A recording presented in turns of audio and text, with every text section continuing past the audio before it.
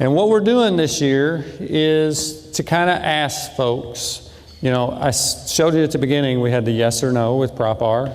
So now we've got some decisions now that we're moving down the yes path. So we're going to ask folks and engage folks on a number of issues throughout the year.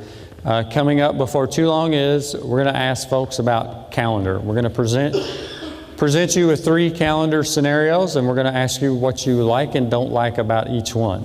We're not asking you to vote on the calendar. We're asking you what you like and don't like about each one. And then what's going to happen is Mike here is going to make comments about each of those calendars.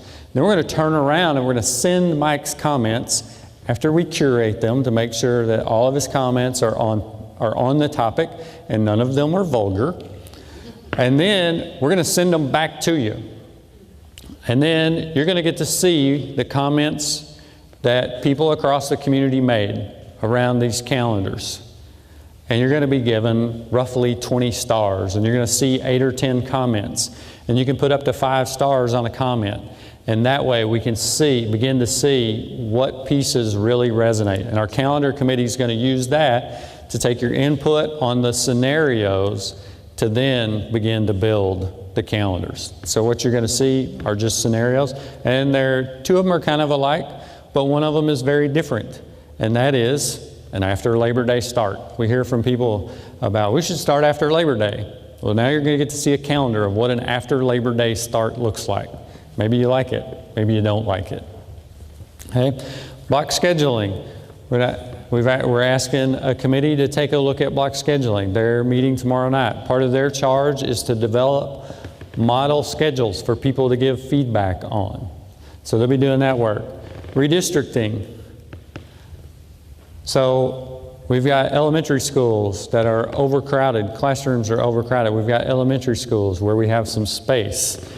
We've got some interesting alignment of students in that regard.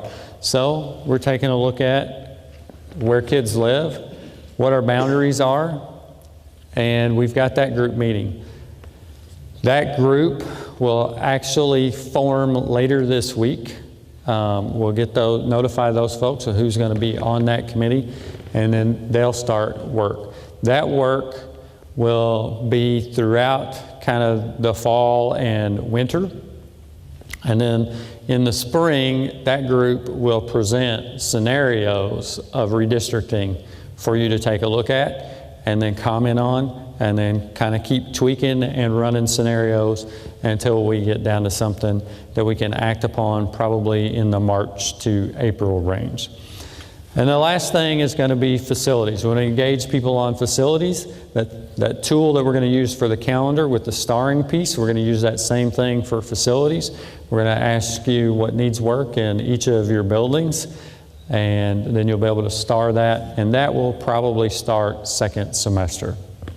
So we're going to be engaging folks on a number of areas to help us determine which way we're headed. And it's really not a yes or no. It's not a this way or that way. It's a this way or this way or that way or that way or that way. Or perhaps it's this way and this way and this way and this way. So it's not always 2 dichotomous choices. It's that we could take directions in both ways, because some kids could go this path and some kids could go that path.